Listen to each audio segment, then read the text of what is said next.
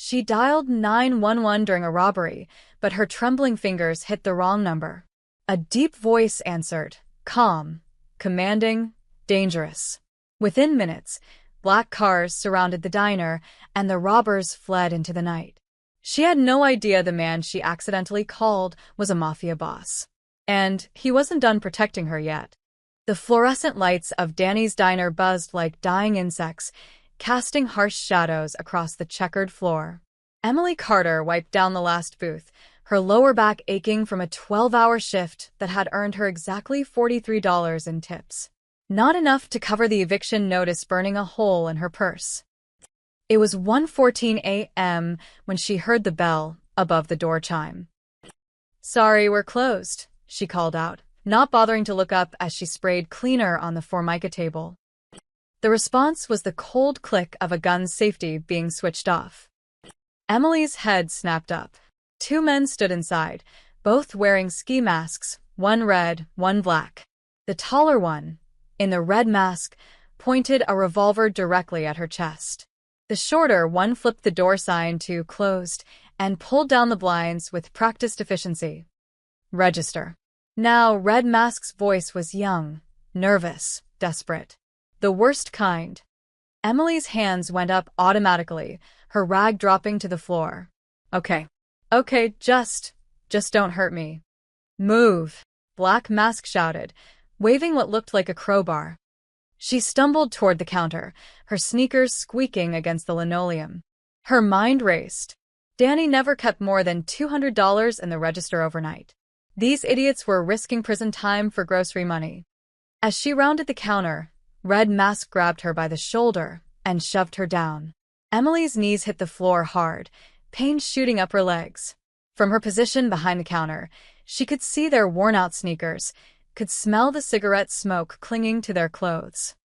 Black Mask was already prying at the register, swearing as it refused to open. "Where's the key?" There's a button underneath," Emily stammered. "The green one." The register popped open with a cheerful ding that felt obscene under the circumstances.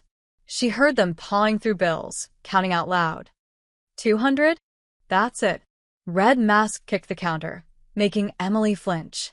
"Where's the safe?" "There isn't one. That's all we have, I swear." "She's lying," Black Mask hissed. "Check the office." Red Mask's footsteps headed toward the back. Emily's heart hammered against her ribs. This was going wrong. They were panicking, getting angry. Panicked criminals made fatal mistakes for everyone involved. Her phone. It was in her apron pocket.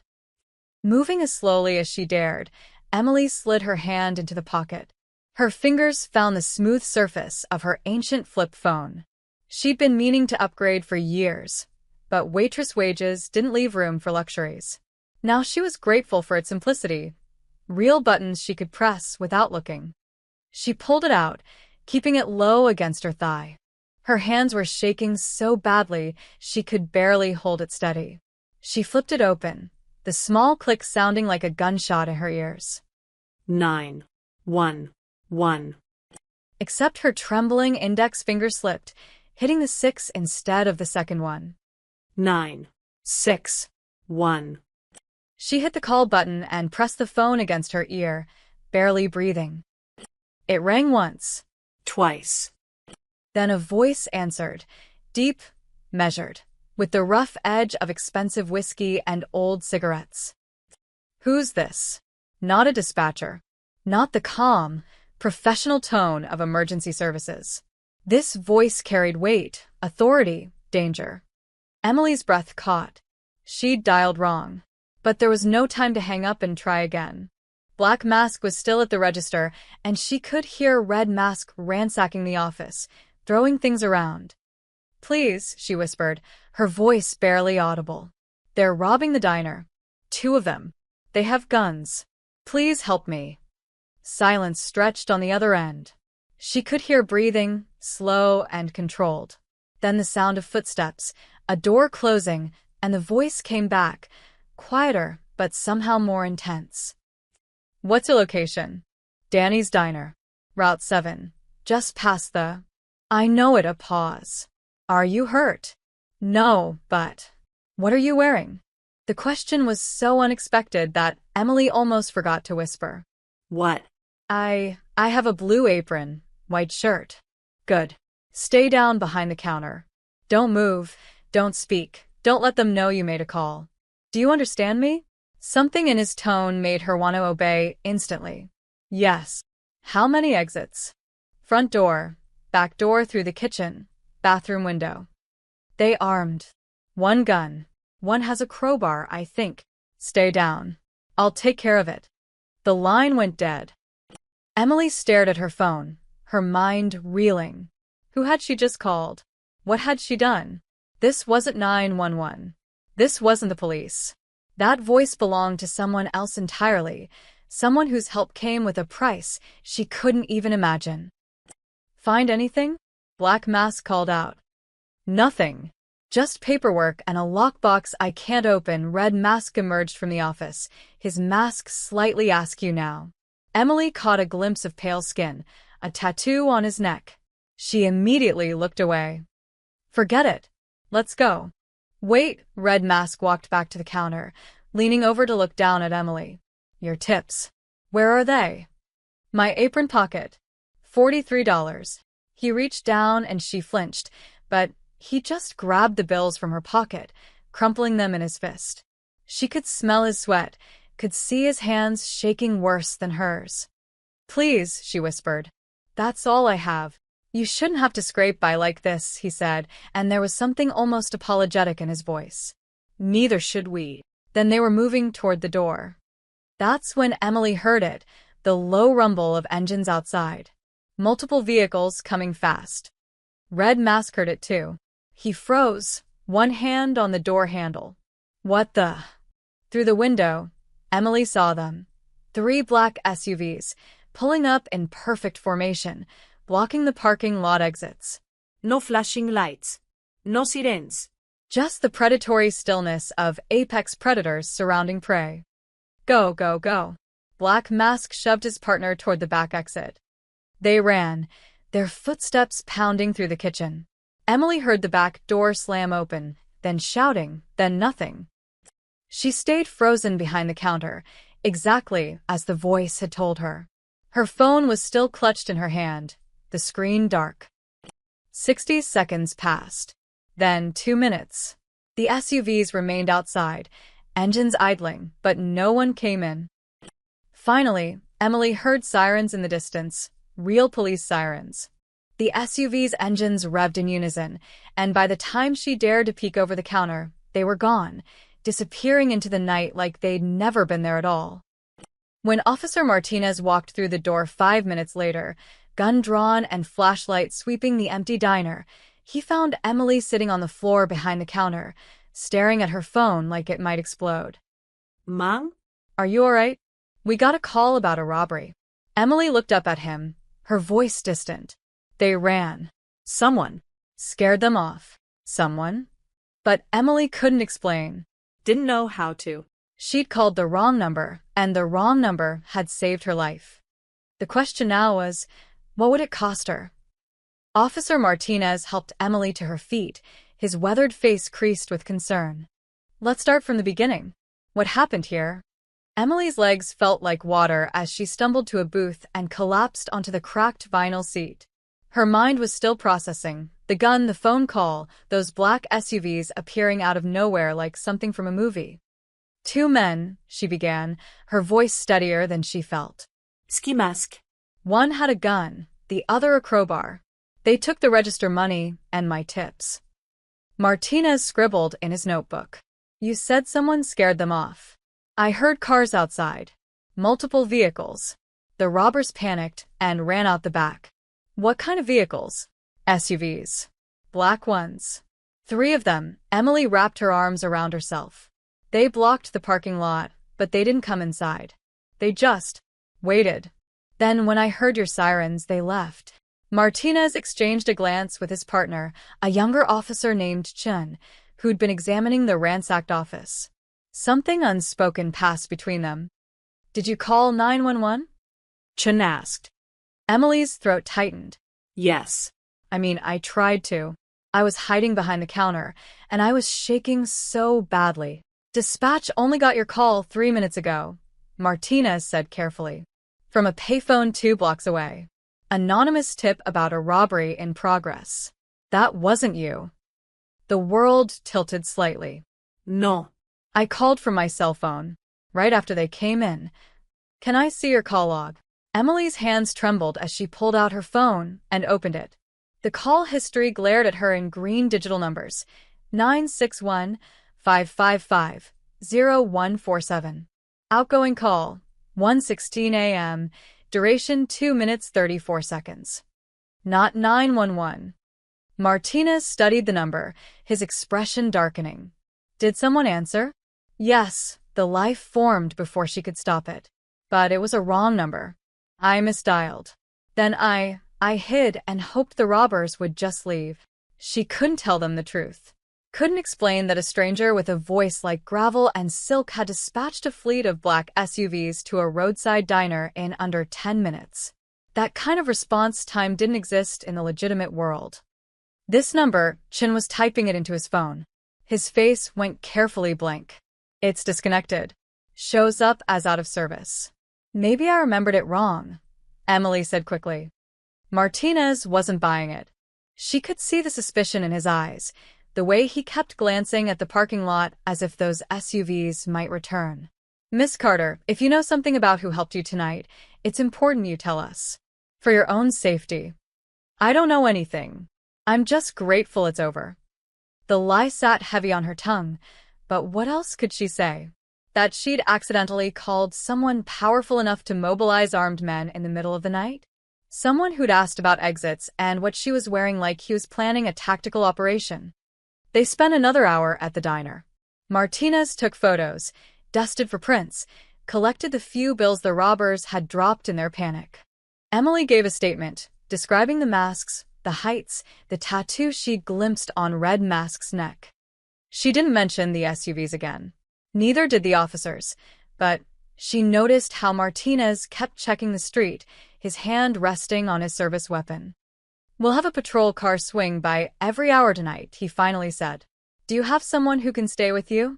Emily thought of her empty studio apartment, the eviction notice, the profound loneliness that had become her normal. I'll be fine. Take tomorrow off. We'll need you to come to the station in the afternoon to look at some photos, see if we can ID these guys. She nodded, exhausted beyond words. Martinez hesitated at the door. Miss Carter?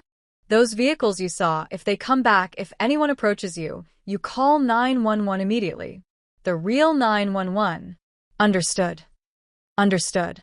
But as she watched the patrol car's taillights disappear down Route 7, Emily knew with absolute certainty that if those SUVs came back, calling the police would be pointless. She locked up the diner at 3:47 a.m., her hands still shaking as she turned the key. The parking lot was empty except for her 15-year-old Honda Civic, but she couldn't shake the feeling of being watched. The drive home took 12 minutes. She checked her rearview mirror constantly, searching for black SUVs, but saw only the occasional semi-truck and a lone sedan. Her apartment building was dark and silent. She climbed the 3 flights of stairs, her footsteps echoing in the stairwell. Every shadow seemed to hide a threat. Every creak of the old building made her jump. Inside her studio, she triple-checked the locks and wedged a chair under the doorknob, something she'd seen in movies but never thought she'd actually do. Then she sat on her bed, still in her uniform, and stared at her phone. The call was still there in her history. 961-555-0147. She should delete it. Forget this night ever happened. Go back to her small, struggling life and be grateful she was alive. Instead, she saved the number under a single letter. M. For mystery. For mistake. For the man who'd saved her life, without asking for anything in return. Yet. Emily finally fell asleep as dawn broke, her phone clutched in her hand, dreaming of deep voices and black cars that moved like sharks through the night. She didn't know that 3 miles away, in a penthouse overlooking the city, a man named Mateo Rizzo was asking his lieutenant a simple question. Find out everything about the girl from the diner. I want to know who she is by breakfast. Emily woke to her phone ringing at 2:37 p.m., her body stiff from sleeping in her uniform. For a disoriented moment, she thought she was back at the diner, that the robbery was happening again. Then she saw the screen. Unknown number. Her heart stopped. She let it ring twice more, her thumb hovering over the answer button. It could be the police. It could be Danny calling about the diner. It could be. She answered. Hello. You called me last night. The voice was unmistakable, that same deep timbre that had commanded her to stay down, stay quiet. I don't like being involved in accidents.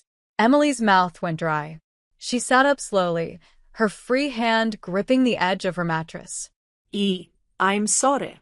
I was trying to dial 911. My hands were shaking and I hit the wrong number. I didn't mean to. No one calls me by mistake. There was something almost amused in his tone, like he was sharing a private joke with himself. But you're alive. That's good. Who are you? A pause. She could hear background noise, the clink of silverware, muted conversation, classical music. Somewhere upscale, refined. Someone who prefers to keep accidents from becoming complications. I didn't tell the police anything. About the cars, about you. I said I misdialed and got a disconnected number.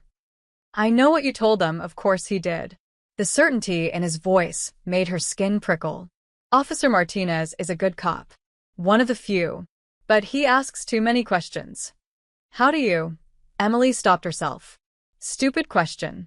This man clearly had resources that extended into places she couldn't imagine. What do you want from me? Want? He chuckled, a low sound that made her shiver despite the afternoon heat in her apartment. Nothing. You stumbled into my evening, Miss Carter. I'm simply making sure that stumble doesn't create any lasting consequences. He knew her name. Of course he knew her name. She wondered what else he knew. About her eviction notice, her overdrawn bank account, the parents who died in a car crash when she was 19, leaving her completely alone in the world. I won't tell anyone, she said quietly. I promise. Promises are cheap. But fear? Another pause. Fear is honest. You're afraid of me right now, aren't you? Emily wanted to lie, but something told her this man would know. Yes. Good. Fear keeps people alive. His voice softened slightly, almost thoughtful. You didn't beg for money last night. You begged for life. That's rare. Most people in your position would have asked about the register, worried about getting fired, thought about consequences. You just wanted to survive. I don't understand what you're trying to tell me. I'm not trying to tell you anything. I'm simply explaining why I answered a wrong number at 1 a.m. She heard him take a drink of something, ice cubes clinking against glass. You have a quality, Miss Carter. Authenticity. You don't perform your fear, you feel it. You don't calculate survival, you beg for it. That's refreshing. Emily's head was spinning. So, what happens now? Now? Now you go back to your life. You work at Danny's diner, you worry about your rent, you serve coffee to truck drivers who tip in quarters. Nothing changes, but you'll be watching. I'm always watching. The amusement in his voice was clearer now. Consider it a gift. You have the private number of someone who can make problems disappear. Most people would kill for that kind of insurance policy. I don't want it, Emily said, surprising herself with her own firmness. I don't want anything to do with whatever you are. For the first time, he sounded genuinely surprised. No. No. I just want my quiet, boring life. I want to pay my bills and not worry about men in masks or black SUVs or, her voice cracked, or people who make other people disappear. Silence stretched between them. Emily held her breath, wondering if she'd just made a fatal mistake. You didn't refuse men like this. Men who commanded fleets of vehicles and knew cop names and could track down a nobody waitress in less than a day. Then he laughed. Really laughed. It was warm and genuine and completely unexpected. All right, Miss Carter. Your quiet, boring life it is. The ice clinked again. But keep the number. Just in case your life decides to become interesting again. Wait, but the line was already dead. Emily stared at her phone, her heart still racing. Unknown number stared back at her from the screen. She should delete it, block it, throw her phone in the river, and get a new one with a new number. Instead, she saved it, right below the other mysterious contact. M. This one she labeled Voice. She spent the rest of the afternoon at the police station, looking through mugshot after mugshot, but none of them matched the glimpse she'd caught of Red Mask's face. Martinez seemed frustrated, but not surprised. They probably weren't local, he said. We'll keep the case open, but without more to go on. Emily just nodded, exhausted and ready to go home. As she walked her car, she noticed a black sedan parked across the street. Tinted windows. Engine idling. Her breath caught. The window rolled down slowly. A man in a dark suit nodded at her once. Acknowledgement, not threat. Then the window rolled back up and the sedan pulled away. Watching. He'd meant it literally. Emily drove home wondering if she'd ever truly feel alone again. 3 days passed. 3 days of jumping at every shadow, checking her rearview mirror obsessively, and expecting another call that never came. Emily tried to return to normal. She picked up her shifts at Danny's, though her hands still trembled when she opened the register. Danny himself had offered her a few days off, but she couldn't afford to miss work. Not with eviction notice deadline looming. Friday morning, she woke to find a manila envelope wedged under her apartment door. Her name was written on the front in elegant script, Miss Emily Carter. No return address. No postie. Hand-delivered. Emily's stomach dropped. She stared at it for a full minute before her hands moved, before she picked it up with shaking fingers. It was thick, heavy. She carried it to her kitchenette table and sat down, her coffee growing cold as she worked up the courage to open it. Inside were crisp $100 bills. She counted them twice, unable to believe what she was seeing. $1,800. The exact amount of her overdue rent, late fees included. A small card was tucked between the bills, the same elegant handwriting. Consider the favor returned. You're even now. No signature. No name. But Emily knew exactly who it was from. No, she whispered to her empty apartment. No, no, no. She shoved the money back into the envelope like it was contaminated. This was worse than the phone call. This was real, physical, undeniable proof that she was now connected to someone dangerous. Someone who knew where she lived, what she owed, how desperate her situation was. Someone who'd just paid her debt without asking. Emily grabbed her jacket and was out the door in seconds, the envelope clutched in her hand. She'd go to the police.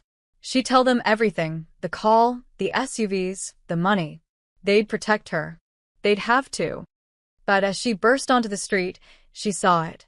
The black sedan from before, parked 3 spaces down. Different car, maybe, but the same tinted windows. The same message. We're watching. Emily's resolve crumbled. If she went to the police with $1,800 in cash and a story about a mysterious benefactor, what would they do? Open an investigation? Put her in witness protection for a crime that hadn't even happened? And if this man, Voice, whoever he was, didn't want to be investigated, what would he do to make the problem go away? She thought of Officer Martinez's warning. Those vehicles you saw, if they come back, if anyone approaches you, you call 911 immediately. But they hadn't approached her. They'd helped her. Twice now. Emily walked back inside, her decision made. She'd keep the money. Pay her rent. Stay quiet. Maybe that would be the end of it. She spent the weekend in a haze of anxiety, expecting consequences that never materialized. By Monday, she'd almost convinced herself that the card was telling the truth. They were even now. It was over. Monday afternoon, she gave her landlord the cash. Mrs. Chun counted it slowly, her expression suspicious. Where'd you get this kind of money? Settlement from the robbery. Emily lied smoothly. Insurance thing. Mrs. Chen's eyes narrowed, but she pocketed the bills. Rent's due 1st of next month. On time, Emily. I mean it. Yes, ma'am. Walking back to her apartment, Emily felt lighter than she had in months. No eviction. No sleeping in her car. No. Her phone buzzed. Text message. Unknown number. Smart girl. Now forget you ever dialed wrong. Emily deleted the message immediately, her hands shaking again. She blocked the number for good measure, then changed her mind and unblocked it. What if blocking it made him angry? What if? She forced herself to breathe. It was over. He'd said so. You're even now. That night, she couldn't sleep. Every creak of the building made her jump. At 3 a.m., she finally admitted defeat and started packing. Not everything. She couldn't afford movers, but enough. Clothes, photos, important documents. She'd give Danny her notice, find a job in another city. Maybe Boston. Maybe Portland. Somewhere far from here, far from mysterious phone calls and black sedans. Tuesday morning, she typed up her resignation letter during her break. Danny would understand. After the robbery, he'd probably expect it. She left work at 6 p.m., her letter of resignation in her purse, her mind made up. The bus to the next town overleft at 8. She'd stay at a motel, start job hunting in the morning. Begin again somewhere nobody knew her name. The bus stop was 2 blocks from her apartment. Emily walked quickly, her head down, counting the streetlights. Almost there. Almost free. That's when she noticed the black sedan again. Not parked this time. Following slowly, matching her pace. Her heart hammered. She walked faster. The sedan kept pace. At the bus stop, Emily sat on the bench, her resignation letter crumpling in her fist. The sedan parked across the street, engine idling. A message. We know what you're planning. The bus arrived at 8:03. Emily's Zut, Kaptepe. The sedan's window rolled down. The same man in the dark suit from before, older with silver at his temples, gestured to her. One finger. Come here. Emily's legs moved before her brain could object. She crossed the street, every instinct screaming at her to run. The man handed her a business card through the window. Heavy stock, embossed lettering. Giordano's. 1247 Morrison Street. Interview tomorrow, 10 a.m. You wanted a new life, he said, his voice gravelly but not unkind. Boss is giving you one. Don't be late. The window rolled up. The sedan drove away. Emily stood on the empty street, watching her bus disappear into the night, the business card burning in her hand like a brand. She wasn't even anymore. She was owned. Matteo Rizzo stood at the floor-to-ceiling windows of his penthouse, a glass of Macallan 25 in his hand, watching the city lights blur into a sea of gold and white. Behind him, his lieutenant, Vincent Calabrese, shifted uncomfortably. You paid her rent, Vincent said, not quite making it a question. I did. And now you're offering her a job at Giordano's. I am. Vincent was silent for a moment, choosing his words carefully. He'd known Matteo for 15 years, since they were both young and hungry and building an empire from nothing. He'd seen his boss order executions with less thought than he gave to his morning espresso. But this was different. Boss, with all due respect, why? Matteo took a slow sip of his whiskey, savoring the burn. You listened to the recording of the call. What did you hear? A scared waitress who misdialed. What else? Vincent frowned, thinking back.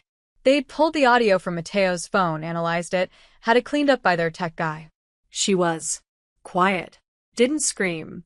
Gave you information efficiently, location, number of suspects, weapons. She didn't beg for money, Matteo said softly. She didn't ask me to call the police. She didn't waste time apologizing for the wrong number. He turned from the window, his dark eyes reflecting the city lights. She begged for life. Pure, simple survival.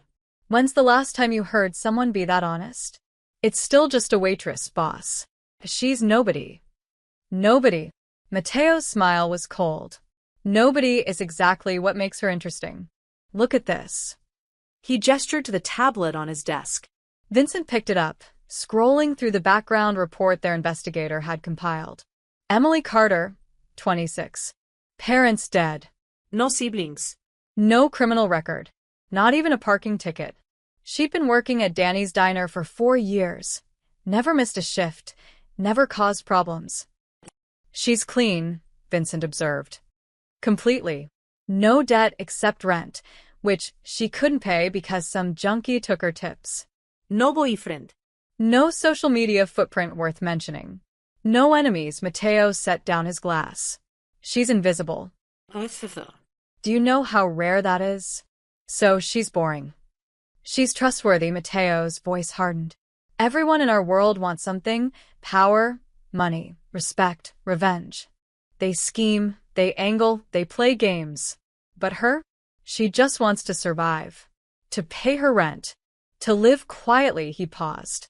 That kind of person doesn't betray you because they don't have the ambition to. Vincent still looked skeptical. The police questioned her.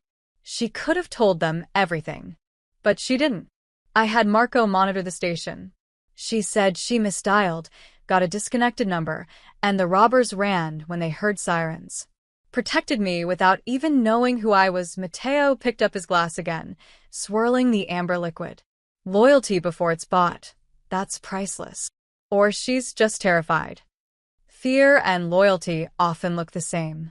The difference is what happens when the fear fades. Mateo walked to his desk, picking up a silver fountain pen, a gift from his sister, years ago. The only thing he'd kept from his old life. She tried to leave town tonight. Had a bus ticket and everything. And you stopped her. I redirected her. There's a difference. Mateo's jaw tightened. She calls me by accident. I save her life. She stays quiet. I pay her debt. She tries to run. I offer her a future. Each action earns a response. That's how trust is built. Vincent sat down, recognizing the philosophical mood his boss occasionally fell into. Usually after too much whiskey and too little sleep. You said she reminded you of someone. The statement hung in the air like smoke. Mateo's expression went carefully blank, the way it always did when Vincent got too close to the truth. My sister was 24 when she died, Mateo said finally. Working late at a convenience store, saving up for law school. 2 kids with guns came in demanding money. She gave them everything, the register, her purse, even her phone. They shot her anyway. Vincent had heard the story before, but never from Mateo's own mouth. It was legend in their circles. The reason Mateo Rizzo had abandoned his law degree and built a criminal empire instead. Control the chaos, or be consumed by it. The girl isn't Sophia, Vincent said gently. I know that. Mateo's voice was sharp. But when she called me, when she whispered, please help me, like the world was ending, he stopped himself, jaw clenching. Everyone calls the police. Normal people anyway. They call 911 and hope someone comes in time. But she called me. Maybe it was fate's way of fixing something. Fixing what? Me. Mateo drained his glass. I've been numb for 8 years, Vincent. I built all this. He gestured at the penthouse, at the city beyond, at the empire he controlled from the shadows. Because I couldn't save one girl from 2 scared kids with guns. But last week, I got a chance to rewrite that night. Different girl. Different robbery. Same fear in her voice. And you saved her. I did. Mateo's smile was bitter. For the first time in 8 years, I did something that wasn't about control or power or revenge. I just helped someone. It felt human.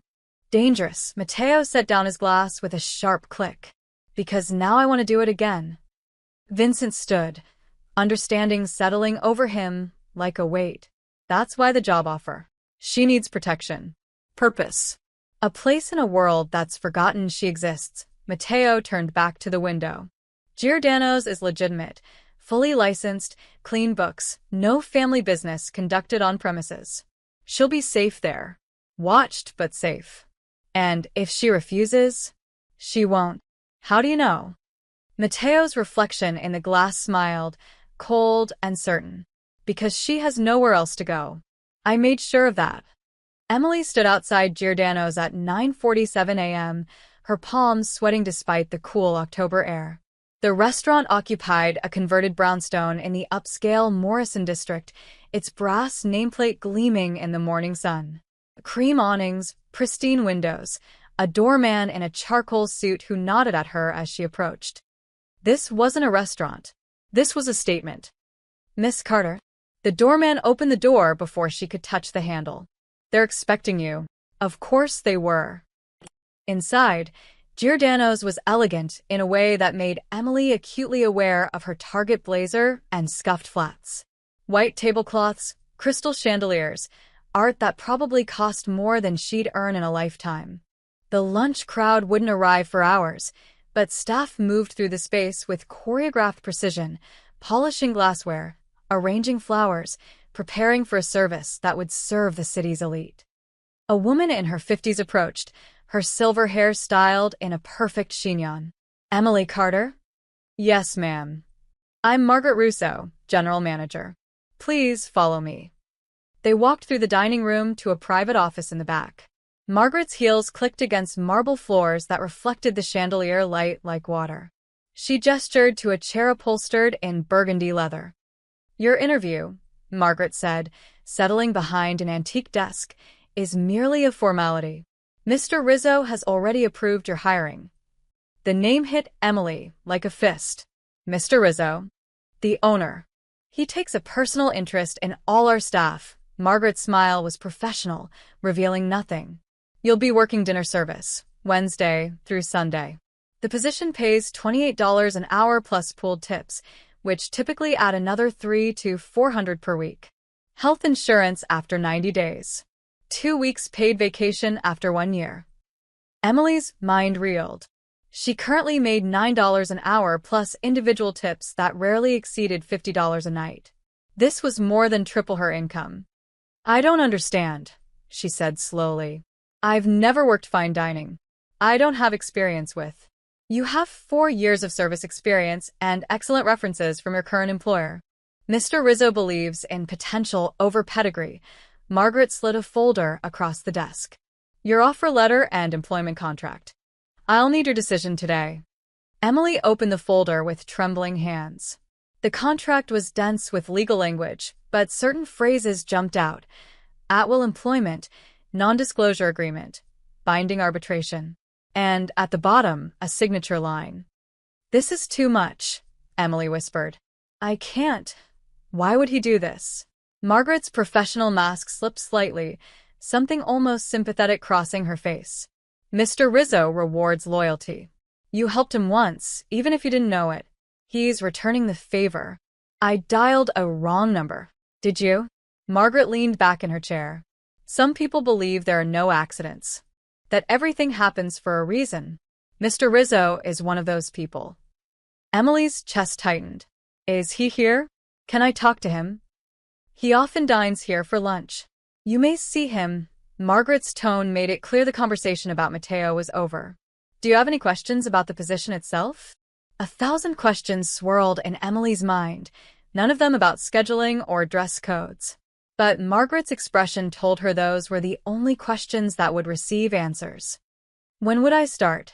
"Tonight, if you're available. We'll pair you with Sophia for training. She's been with us for 3 years. She'll show you everything you need to know." Emily stared at the contract. $28 an hour. Health insurance. A way out of the poverty that had defined her life since her parents died.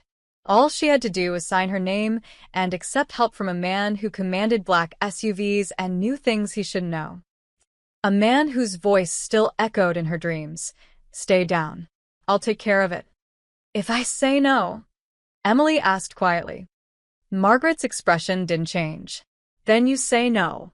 Mr. Rizzo doesn't force anyone to work for him. You're free to return to Danny's diner, and we'll wish you well." But Emily heard what wasn't said. He'll be disappointed. And disappointment has consequences.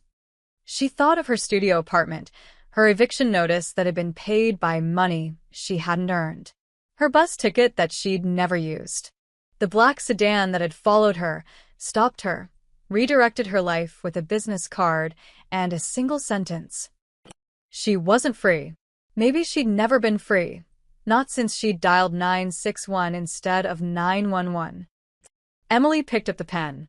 "Do I need to give Danny 2 weeks' notice?" "We'll handle that." Mr. Rizzo spoke with Danny this morning. He understands you're pursuing a better opportunity. Of course he did. Matteo Rizzo was always 3 steps ahead, arranging her life like pieces on a chessboard. Emily signed her name, the pen scratching against expensive paper. The sound felt final, irreversible. Margaret smiled, sliding the contract back into the folder. Welcome to Giordano's, Miss Carter. Sophia will meet you in the staff room at 4 p.m. for your orientation. Wear all black. We'll provide your uniform apron. Emily left the office in a daze, walking back through the beautiful dining room that was now her workplace. The doorman held the door, his expression neutral. On the street, she breathed in the cool air and tried to convince herself she'd made the right choice. That accepting help wasn't the same as accepting ownership. That a job was just a job, even when offered by a man whose last name she'd just learned. A sleek black car was parked across the street, different from the sedan, longer, more expensive. The back window was tinted, but as Emily watched, it rolled down just an inch. She couldn't see inside, but she felt eyes on her. Watching. Waiting. The window rolled back up. The car didn't move. You wanted a new life. Boss is giving you one. Emily turned and walked toward the bus stop, her hand shaking. She'd signed the contract. She'd taken the job. Now she just had to survive whatever came next. 3 weeks into her new life, Emily was beginning to understand the world beneath the world. Giordano's operated like any upscale restaurant during dinner service, polished, professional, catering to lawyers and hedge fund managers who ordered the Chilean sea bass and vintage Barolos. But after midnight, when the last legitimate customer had left, a different clientele arrived through the back entrance. Men in expensive suits who spoke in code. Envelopes that changed hands under tables. Conversations that stopped the moment Emily approached with water refills. Sophia, her trainer, was 32 with kind eyes and steady hands. On Emily's 4th night, after a particularly tense service where 3 men had occupied table 12 for 4 hours without ordering food, Emily finally asked, "What are we really serving here?" Sophia paused mid-polish on a wine glass. "The best Italian cuisine in the city." "That's not what I mean." "I know what you mean," Sophia set down the glass carefully. "And the answer is, we serve food. What happens at the tables? Not our business. We're waitresses, Emily. We smile, we take orders, we don't ask questions. But those men have private meetings." "That's all," Sophia's voice dropped. "Listen to me carefully. Mr. Rizzo owns 5 restaurants in the city. Giordano's is special because nothing illegal happens here. Ever. It's neutral ground. A place where people can talk without worrying about wires or raids or violence. You understand?" Emily nodded slowly. "Switzerland." Exactly. "Which means we're protected. No one would dare cause trouble here because it would ruin the arrangement for everyone." Sophia touched Emily's arm. "You're safe here. Safer than you were at Danny's. Just remember, we see nothing, hear nothing, remember nothing." But Emily did see, did hear, did remember. She learned to recognize the regulars. Carlo Benedetti, who always sat at table 7 and ordered the osso buco. Judge Catherine Brennan, who dined alone on Thursdays and left precisely at 10 p.m. The young men with Brooklyn accents who deferred to older men with calculating eyes. And every Friday night, Matteo Rizzo came to his restaurant. Emily had managed to avoid him for 2 weeks through careful schedule monitoring and strategic bathroom breaks. But on her 15th night, Margaret assigned her to table 1, a corner booth with clear sight lines to the entire dining room. Matteo's table. He arrived at 9:30 p.m., flanked by Vincent Calabrese and another man Emily didn't recognize. Matteo wore a charcoal suit that probably cost more than her car, his dark hair silver-threaded at the temples. He moved with the casual authority of someone who'd never had to raise his voice to be obeyed. Emily approached with menus, her hands remarkably steady despite her hammering heart. "Good evening, gentlemen. Can I start you with something to drink?" Matteo looked up, and their eyes met for the first time. He was younger than she'd imagined, early 40s, maybe. Sharp features, a scar through his left eyebrow that gave him a permanent look of skepticism. But it was his eyes that caught her. Dark brown, almost black, and startlingly intelligent. "You must be Emily." His voice was exactly as she remembered, whiskey and gravel. "Margaret says you're doing well." "Thank you, sir." "Matteo." "We don't stand on ceremony here." He smiled slightly. "The Brunello di Montalcino. Vincent will have bourbon, neat, and Marcus drinks vodka tonic." He paused. "Bring yourself a glass of wine. You look like you could use it." "I'm working. I can't. I'm the owner." "I say you can." It wasn't a request. Emily nodded and fled to the bar, her composure cracking. When she returned with the drinks and a glass of Pinot Grigio she had no intention of touching, Matteo gestured to the empty space in the booth beside him. "Seat." 5 minutes. "I want to talk to you." Vincent and Marcus exchanged glances, but said nothing. Emily slid into the booth, the leather cool against her legs, acutely aware of Matteo's proximity. He smelled like expensive cologne and old books. "Why did you take the job?" Matteo asked, swirling his wine. "Because I needed the money." "Honest." "Good." He took a sip. "Are you afraid of me?" Emily thought about lying, but something in his eyes told her he'd know. Yes. Still, even after 3 weeks of safe, well-paid work?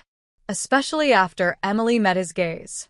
"Because I don't understand what you want from me. People don't help strangers. Not like this. Not without expecting something." Matteo studied her like she was a puzzle he was trying to solve. "You're right. They don't. So let me explain something." He set down his glass. 8 years ago, my sister was murdered during a robbery. She begged for her life, and they killed her anyway. When you called me, when you whispered, "Please help me," in that exact same terror, he stopped, jaw tightening. I got to rewrite that night. I got to save someone. Emily's throat constricted. "I'm not your sister. I know that. But for the first time in 8 years, I remembered what I wanted to be before I became this." He gestured at himself, at the restaurant, at the empire he controlled. "Before I was the monster, I wanted to be the man who protected people. You reminded me." "So I'm what?" "Your redemption project. You're someone who deserves better than Danny's diner." His voice softened. "Everyone calls the police, Emily. Normal people call 911 and hope someone arrives in time. "But you called me." Maybe fate wanted to fix something in me, too." Vincent cleared his throat. "Boss, the Castellano meeting." "Can wait." Matteo's eyes never left Emily's face. "Do you like it here?" "It's the best job I've ever had." "Then keep it. Work hard, stay quiet, and build a life. That's all I want from you. To succeed." He paused. "Is that so hard to believe?" Emily looked at this man who'd saved her life, paid her rent, and given her a future. Who spoke of his dead sister with barely controlled grief. Who commanded respect with a glance, but asked her to sit with genuine curiosity. "Yes," she whispered. "Because people like me don't get saved. We just survive until we don't." Matteo's expression shifted, something almost sad crossing his features. "Not anymore. Now get back to work before Margaret thinks I'm keeping you." Emily stood, her legs unsteady. As she walked away, she heard Vincent say quietly, "You're getting attached, boss." And Matteo's response, "Maybe that's not a bad thing." 6 weeks into her new life, Emily had almost convinced herself she was safe. The routine had become comfortable. Work Wednesday through Sunday, earn more money than she'd ever dreamed of, come home to an apartment she could actually afford. She'd even started saving, a small emergency fund that grew with each paycheck. Matteo came to the restaurant every Friday, always sat at table 1, always asked her how she was doing. Their conversations remained brief, professional, but Emily found herself looking forward to them. He was different from what she'd expected, thoughtful, curious about her opinions on books and music, never condescending. "You're not what I thought a mob boss would be like," she'd said once, without thinking. His laugh had been genuine. "I prefer businessman with complicated connections." Mob boss sounds so outdated. It was the closest either of them had come to acknowledging what he really was. November arrived with early darkness and bitter cold. Emily's shift ended at 11 p.m. on a Tuesday, later than usual because they'd hosted a private event.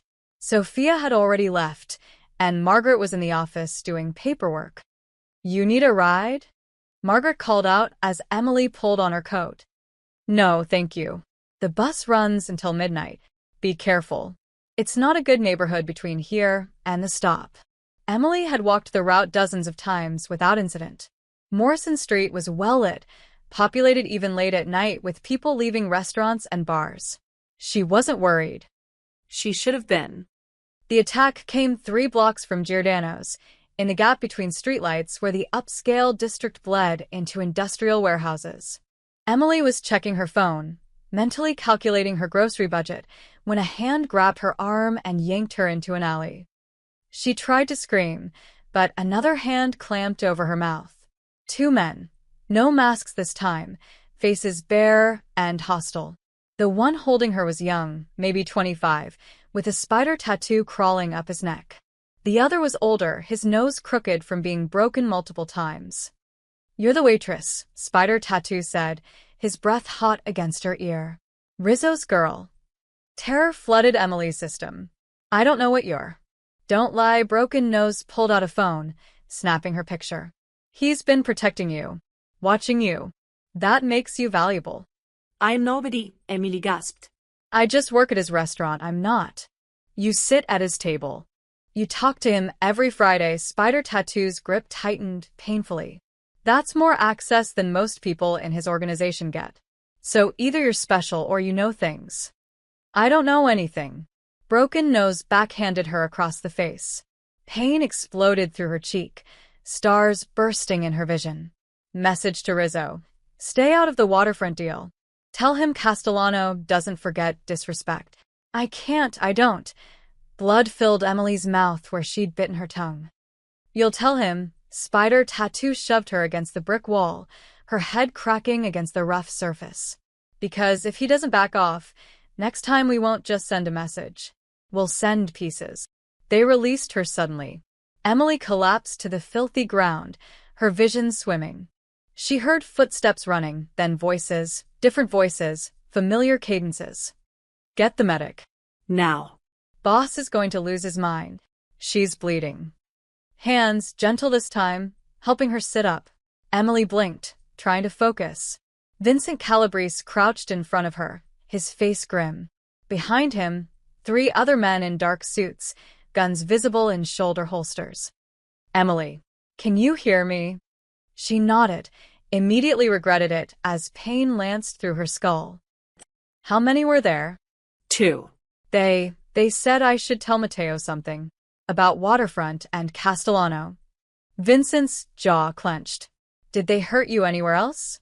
"Besides your face." Emily took inventory. Her head throbbed, her cheek was on fire, her arm would definitely bruise. But nothing felt broken. "No." They wanted to scare me." They succeeded. Vincent pulled out his phone. "Boss, we have a situation." The next 20 minutes blurred together. A man Emily had never met examined her injuries with professional efficiency. Former combat medic, she gathered from the conversation. Her head wound wasn't serious, but she'd have a spectacular bruise. He gave her ice and painkillers and instructions to watch for concussion symptoms. Then Matteo arrived. Emily had never seen him like this. His usual controlled demeanor had vanished, replaced by cold, focused rage that made the temperature in the alley seem to drop. He looked at her injuries, his hands clenching into fists, and Emily suddenly understood why people feared him. "Who?" One word, spoken quietly, but everyone in the alley tensed. "Castellano's crew," Vincent said. "Message about the waterfront." They touched her. Matteo's voice was deadly calm. "In my territory. After I made it clear she was under protection." "Boss, we can." "No," Matteo cut him off. "This is a declaration of war. They want the waterfront? I'll burn it to the ground before I let them have it." He looked at Vincent. "Take her to the house. Full security detail. No one in or out without my approval." "Wait." Emily struggled to stand, Vincent steadying her. "I just want to go home." Mateo finally looked at her, and something in his expression softened slightly. Your home isn't safe anymore. They know where you live. They know your routine. They'll come back. He stepped closer, his voice dropping. I'm sorry, Emily. I thought keeping you at the restaurant would be enough. I underestimated how stupid Castellano could be. This isn't your fault. It is. His eyes were dark with something Emily couldn't name. Guilt, anger, determination. I brought you into this world. Now I have to keep you alive in it. A black SUV pulled up at the alley entrance. Vincent guided Emily toward it, but she looked back at Mateo, who stood in the alley like an avenging angel, his phone already out, making calls that would reshape the city's underworld. What are you going to do? She asked. Mateo's smile was cold and sharp as a knife. Remind everyone why they should be afraid of me. Mateo's mansion sat on 3 acres in the hills overlooking the city, surrounded by walls topped with security cameras and guards who materialized from shadows. Emily was escorted through iron gates into a world of marble floors, crystal chandeliers, and art that belonged in museums. She was given a guest suite larger than her entire apartment, bedroom, sitting room, private bathroom with a soaking tub. A woman named Rosa brought fresh clothes in her size, food she was too nauseous to eat, and medication for the pain. Mr. Rizzo says you're to rest, Rosa told her gently. Everything you need is here. Press the button if you want anything. Emily sat on the edge of the enormous bed, still wearing her work clothes stained with alley dirt and blood, and tried to process what had happened. 2 hours ago, she'd been a waitress walking home. Now she was a prisoner, however gilded the cage, in a mob boss's mansion while he waged war on her behalf. She should be terrified. Instead, she felt numb. Around 3 a.m., Emily heard shouting from somewhere in the house. Male voices, angry and escalating. She crept to her door and opened it slightly. Can't start a war over a waitress. A voice she recognized as Vincent's. Boss, think about this. Castellano has connections with the Bratva and the Triads. If we move against him... He attacked someone under my protection. Mateo's voice was ice. In my territory. If I let that slide, every 2-bit crew in the city will think I've gone soft. Maybe you have. The words were followed by immediate silence. Vincent had crossed a line. Say that again. Mateo's voice dropped to something deadly quiet. The Emily situation. Boss, you're not thinking clearly. She's a civilian. A nobody we pulled off the street because you had a moment of nostalgia about Sophia. Now you're ready to risk everything? Our waterfront operations, our peace with Castellano, our entire northern territory, for what? Emily pressed closer to the door, her heart racing. For principle, Mateo said. If we don't protect our own, what are we? She's not our own. She's worked for you for 6 weeks. She doesn't know the business, doesn't understand what you do, and frankly, boss, she's a liability. Castellano proved that tonight. Then what do you suggest? I hand her over? Let them know that threats work? I suggest you make a deal. Give Castellano the waterfront, keep Emily out of it, and everyone goes home happy. The silence stretched so long Emily thought they'd moved away. Then Mateo spoke, and his voice carried a weight that made her shiver. Get out, boss. Get out before I forget we're friends. Footsteps, a door slamming, then quiet. Emily eased her door closed and retreated to the bed, her mind spinning. Vincent was right, she was nobody. Mateo was about to start a war that could destroy everything he'd built. And for what? Because he felt guilty about his sister? Because Emily had accidentally dialed his number. She had to stop this. At 5 a.m., as dawn lightened the sky, Emily left her room and navigated the mansion's corridors until she found Mateo's office. The door was open. He sat behind a massive desk, still in his suit from earlier, staring at a map of the city marked with colored pins and territories. You should be resting, he said without looking up. I heard you, and Vincent. Emily stepped inside. He's right. Now Mateo looked at her, his expression unreadable. Is he? You can't start a war over me. I'm not worth it. That's not for you to decide. Emily moved closer, her frustration overriding her fear. Yes, it is. This is my life you're playing with. I didn't ask to be protected. I didn't ask to be valuable. I just wanted to serve food and go home safely. And you were attacked for doing exactly that. Mateo stood, walking around the desk. Do you understand what happens if I let this go? If I show weakness? Tomorrow it's not just you. It's everyone who works for me. Every waitress, every driver, every person who depends on my protection. They'll all become targets. So make a deal. Give him whatever he wants. I'm not negotiating with people who hurt you. The words came out harder than Mateo seemed to intend. He paused, then continued more softly. You don't understand this world, Emily. Respect is currency. The moment you show you can be bought or intimidated, you're finished. Then let me go. I'll leave the city, change my name, disappear. Problem solved. They already have your picture. Your information.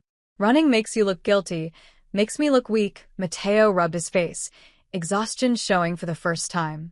There's no clean exit from this. Emily sat down in one of the leather chairs facing his desk, suddenly bone-tired. I never wanted any of this. I just dialed wrong. I know. Mateo sat across from her, leaning forward, elbows on his knees. And I'm sorry. You got caught in something that has nothing to do with you. But we're here now, and I have to deal with reality, not what I wish had happened. Will you kill them? The men who attacked me? The question hung between them. Mateo held her gaze. Do you want me to? No, the answer came instantly. I don't want anyone dead because of me. Please, Mateo. There has to be another way. For a long moment, he just looked at her. Then something in his expression shifted.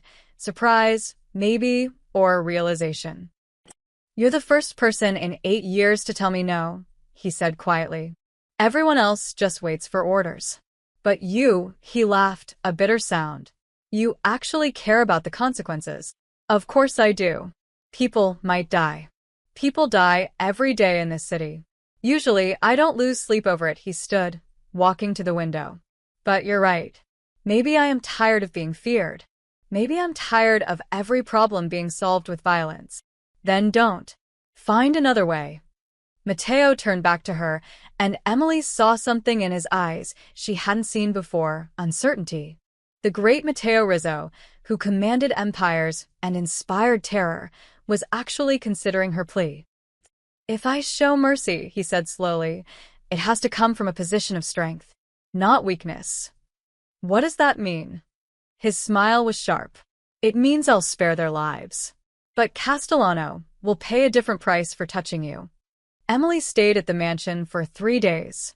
On the 4th morning, Mateo summoned her to his study, a wood-paneled room lined with law books gathering dust, remnants of a life abandoned. He stood by the window, a file folder in his hands. When he turned, Emily saw exhaustion etched into his features. Whatever he'd done to handle Castellano had taken its toll. Is it over? She asked. Castellano lost his waterfront operations.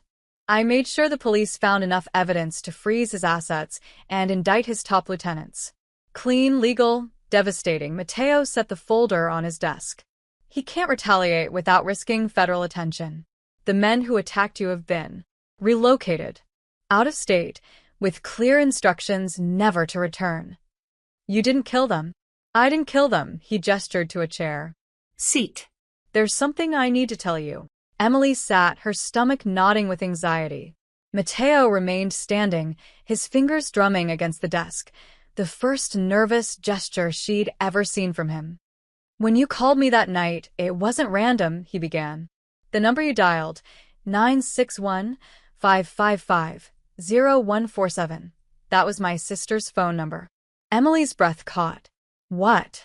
Sophia died 8 years ago. I kept her number active, kept paying the bill because he trailed off, jaw clenching. Because disconnecting it felt like killing her twice. It's listed under a shell company now, untraceable. No one should have been able to reach it. But you did. I don't understand. Mateo finally sat, his movements heavy with old grief. Sophia was 24. Brilliant. Kind. She wanted to be a civil rights lawyer, wanted to help people the system failed. His smile was bitter. I was already in law school, top of my class. We were going to change the world together, the Rizzo siblings, fighting for justice. Emily remained silent, sensing this was a story rarely told. She worked nights at a convenience store to pay her tuition. I told her it was dangerous. I offered to help with money, but she was stubborn. Wanted to do it herself. Mateo's hands clenched.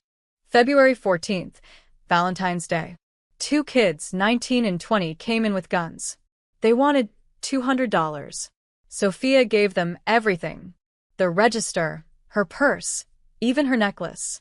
They shot her anyway. 3 times. Mateo. The police caught them within an hour.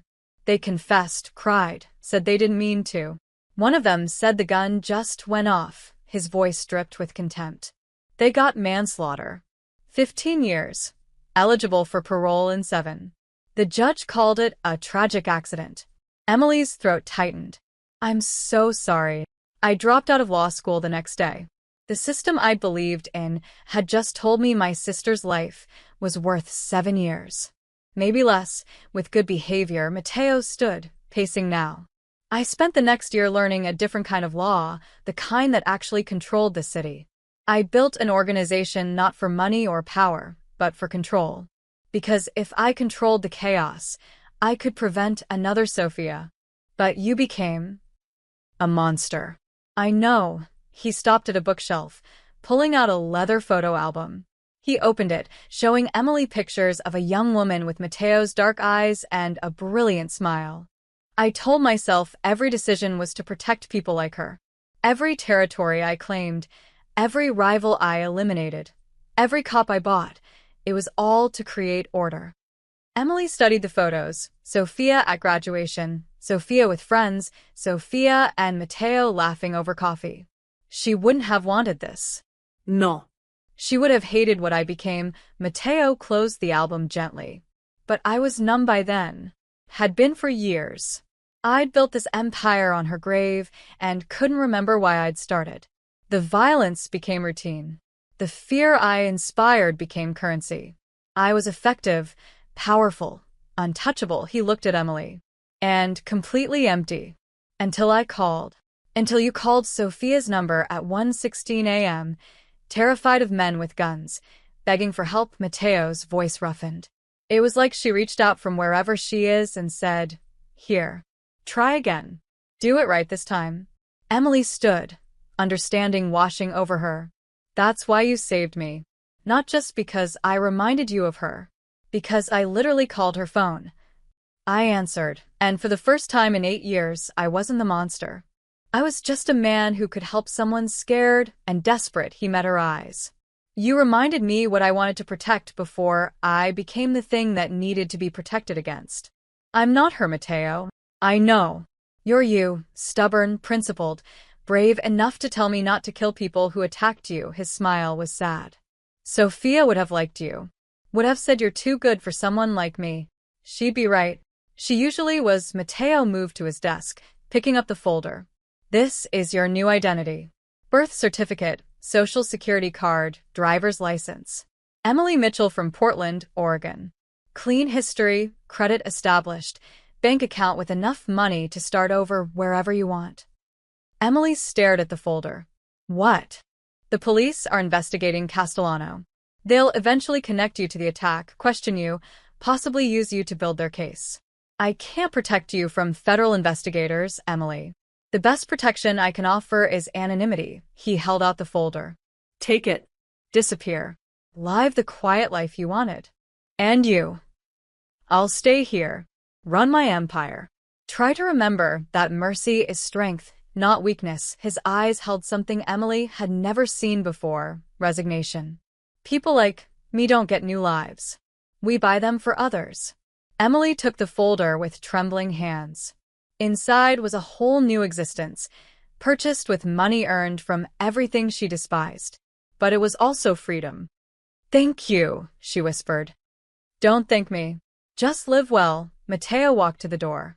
Vincent will drive you wherever you want to go. The apartment by the coast is already leased under your new name. 6 months paid. He was at the threshold when Emily called out, "Mateo?" He paused, not turning. "Your sister, she didn't die for nothing. You saved me. Maybe that's enough." His shoulders tensed. Then he walked away without responding, leaving Emily alone with her new life and the weight of understanding why it had been given to her. The apartment was everything Mateo had promised, a modest one-bedroom in a coastal town called Fairhaven, 200 miles north. White walls, ocean views, the sound of seagulls instead of sirens. Emily Mitchell's lease was paid through April, utilities included. Emily spent the first week in a daze, walking the beach, buying groceries under her new name, applying to local restaurants. She got hired at a cafe called the Lighthouse within days. $12 an hour, morning shifts, no questions asked about her Portland references that Mateo's people had fabricated. It should have been perfect. It should have been the fresh start she'd always wanted. Instead, she found herself thinking about Mateo, wondering if he was okay. If Vincent had forgiven him for choosing mercy. If the empire he'd built was crumbling because he'd shown weakness by letting her go. 3 weeks after she'd left, Emily's new phone rang. Unknown number. Her heart stuttered. "Hello. Miss Carter," Vincent's voice. "There's a situation." Emily sat down heavily on her second-hand couch. What happened? Federal investigation into Castellano went wider than expected. They're looking at everyone he had contact with in the past year. That includes Giordano's. That includes you. I'm Emily Mitchell now. From Portland. They can't. They can, and they will. FBI is thorough. They'll find discrepancies, track the identity change, connect it back to the boss. Vincent's voice was tight. They're building a RICO case. They want to flip witnesses. You'd be perfect, civilian, no criminal record, directly employed by Rizzo. Emily's stomach dropped. I don't know anything about his business. You know enough. You saw the meetings, served the tables, heard conversations. A good prosecutor could make you very useful. He paused. The boss wanted you to know they'll probably approach you in the next few days. He says to tell them whatever you want. He won't hold it against you. What? Emily stood, pacing. Vincent, I would never. He knows that. But he won't ask you to go to prison for him. If they offer you immunity to testify, he says take it. Vincent's voice softened. He's trying to protect you. One last time. Where is he? Preparing for the worst. Cleaning house, shutting down operations, setting up his people with severance packages. Vincent laughed bitterly. 8 years building an empire, and he's dismantling it in 3 weeks because he doesn't want anyone caught in the crossfire. This is because of me. No. It's because he saved you, then refused to be the monster everyone expected him to be. A pause. He's different since you left. Quieter. Makes decisions that prioritize people over profit. Vincent from 6 months ago would say he's gone soft. Vincent from today thinks maybe he's finally become the man his sister wanted him to be. Emily's eyes burned. Can I talk to him? He said you'd ask. He said no. Clean break is safer for you both. Vincent. He also said to tell you he's proud of you. For taking the chance at a new life. For being brave enough to start over. Vincent's voice roughened. And that if you're ever in real danger again, the kind where you need him, dial the same wrong number. He'll still answer. The line went dead. Emily sat staring at the ocean, her mind racing. Mateo was destroying everything he'd built rather than risk her being caught in the investigation. He was choosing her freedom over his empire. That's when she knew what she had to do. Special Agent Catherine Morrison of the FBI arrived at the Lighthouse Cafe on a Tuesday morning, her credentials out and her partner looming behind her. Emily Mitchell?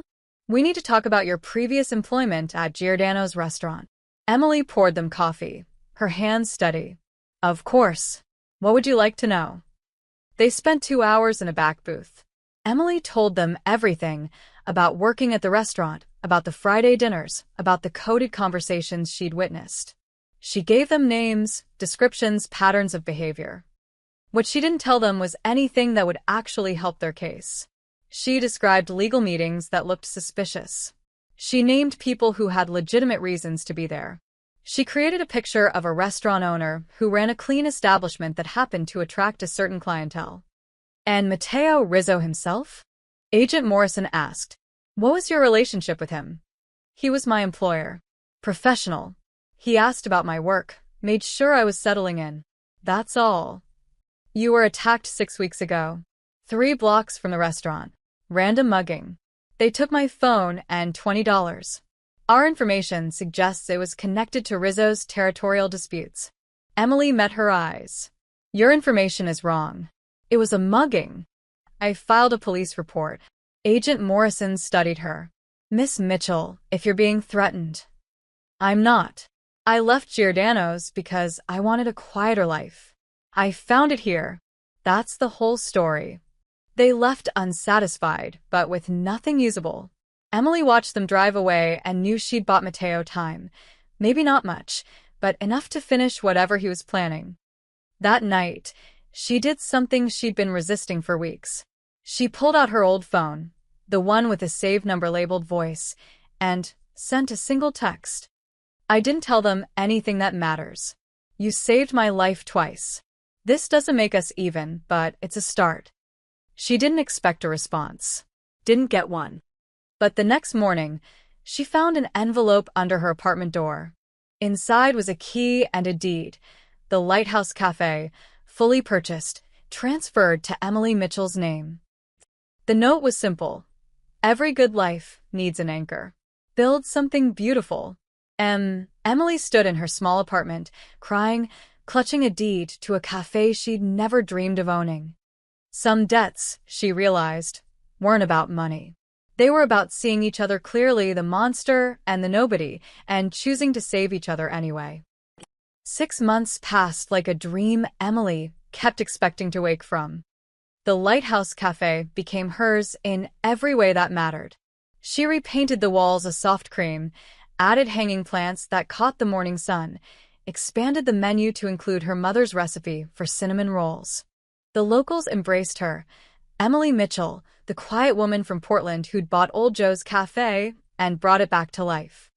She hired 2 part-time workers, Sarah, a college student saving for tuition, and Marcus, a retired fisherman who made the best coffee Emily had ever tasted. They were good people. Safe people. The kind who didn't ask complicated questions or have dangerous secrets. Emily's life became exactly what she'd always wanted. Simple, peaceful, predictable. She woke at 5 a.m. to prep pastries, opened at 6, closed at 2, spent evenings walking the beach or reading in her apartment.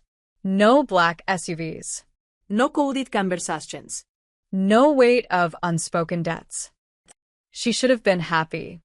Instead, she found herself checking news reports from the city.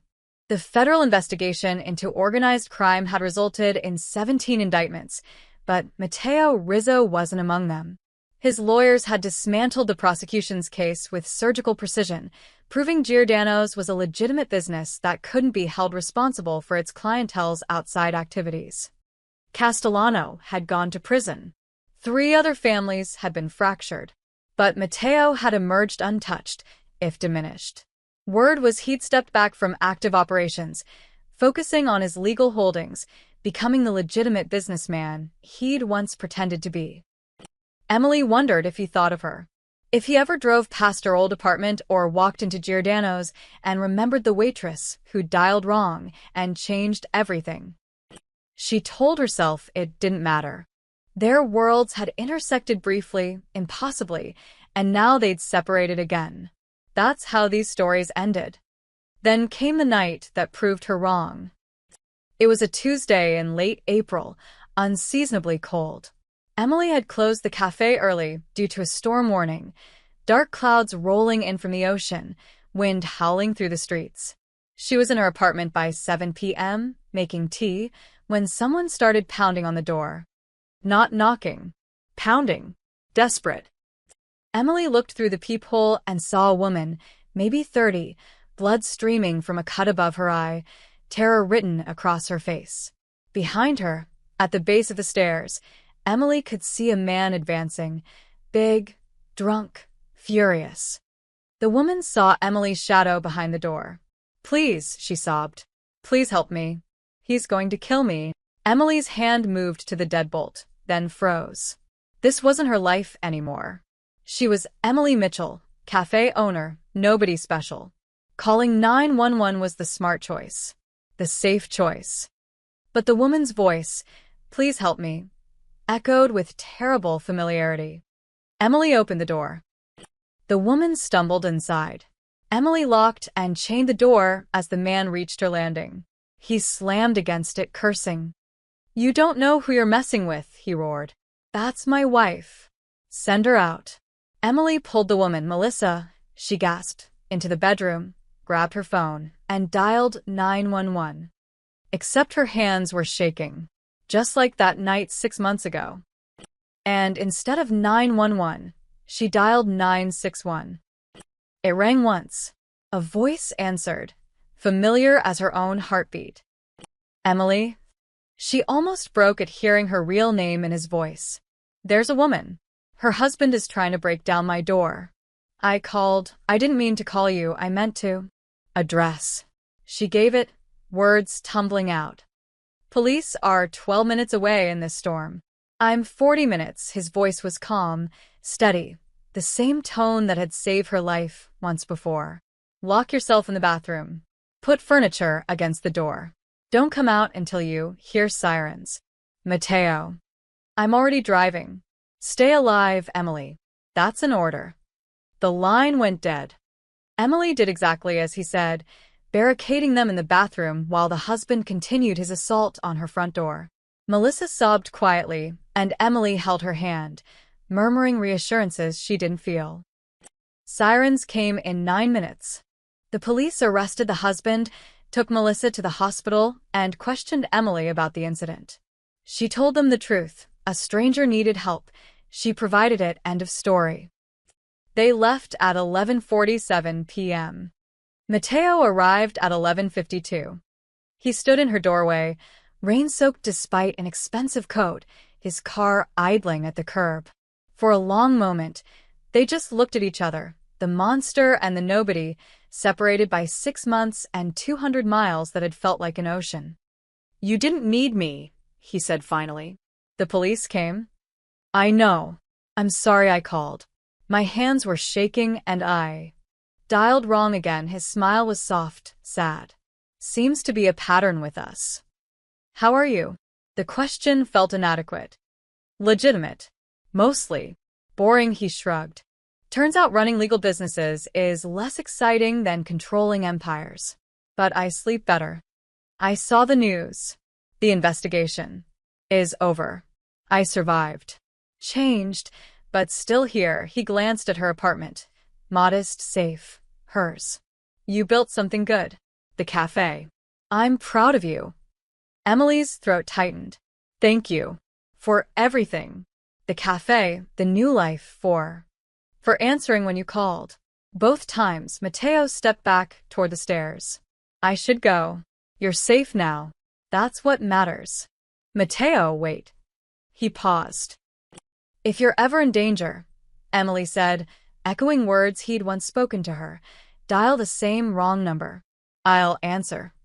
His laugh was surprised, genuine. A waitress protecting a reformed mob boss? That's a reversal. Maybe that's what we both needed. To reverse everything. He studied her for a long moment, and Emily saw in his eyes everything they'd never say aloud. The gratitude, the grief, the strange affection born from trauma and telephone wires. Good night, Emily Carter, he said finally. Live well. Good night, Mateo Rizzo. You too. He left, disappearing into the rain, his taillights vanishing into the storm. Emily stood in her doorway long after he'd gone, holding her phone, knowing with absolute certainty that he'd saved her number just as she'd saved his. Some connections couldn't be severed. Some debts were meant to be carried forever, not as burdens, but as reminders that in a world of chaos and violence and random chance, sometimes a wrong number was exactly right. Emily went inside, locked her door, and finally felt at peace. Not because the danger had passed, but because she understood now. She wasn't alone. She'd never be alone again. Somewhere in the city, a reformed criminal was driving home, his phone showing one saved contact he'd never delete: Emily.